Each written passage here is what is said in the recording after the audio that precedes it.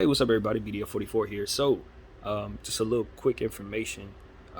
Zack LeVine is going to be playing through a thumb injury.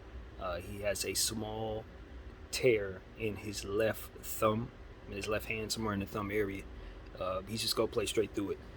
Uh, that is significant. It's not his shooting hand. We know how incredibly athletic this guy is. It's a small tear, so if it's something he could play through, I'm sure it's nothing. But tears, when I think of tears, I think tears mean things can get worse. That means if something's ripping a little bit, it can rip some more.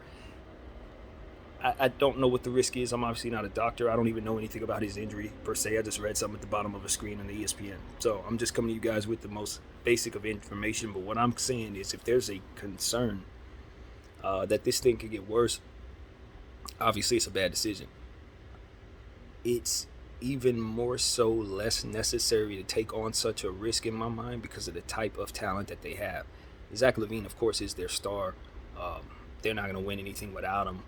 And that's why I think he should sit this out and just wait for that thing to heal a little bit, even if it's just a game or two. Um, if you're willing to play through it, then it ain't going to hurt to miss a game or two. That's all I'm saying. Um, if this were a different situation where the team leaned more on you for victories this year, I would say, more reason to kind of go back out there. But you got so much talent on that Bulls team. I mean, if Zach LeVine sits, what does that mean? More minutes for Io? Like, that's a good thing. More minutes for some of their young players.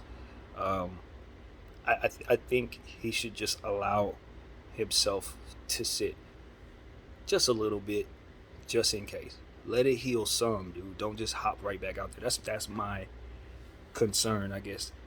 Because what ends up happening is, yeah, you want to show that you can play through the injury. Of course, it ain't that big a deal. You got a good rhythm going. Your team's 4-0. The last thing you want to do is take a big, significant piece away from the team and mess up the rhythm. So I understand the concern and the worry, but this is the year where you can actually sit because you have talent for the first time in your career.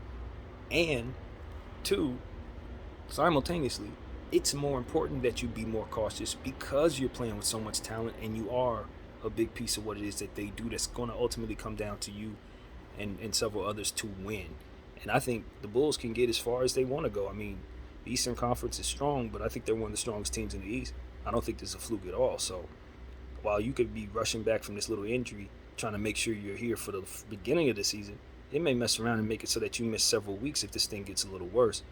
And that could be the type of problem that ultimately you're trying to avoid by playing, which is throw the team off and all that stuff. So I think you should. I think coaching staff, I think everybody, especially given how important this year is, it's very important he end the season healthy.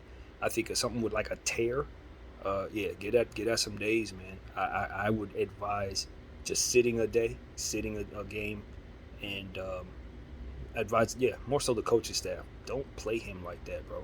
Don't give him his regular minutes with no torn finger or whatever. Don't. He gets a good rip. Someone swipes at that thumb, and he's out for weeks. So, yeah, that's what I got. It's not deeper than that, man. The Bulls are playing great.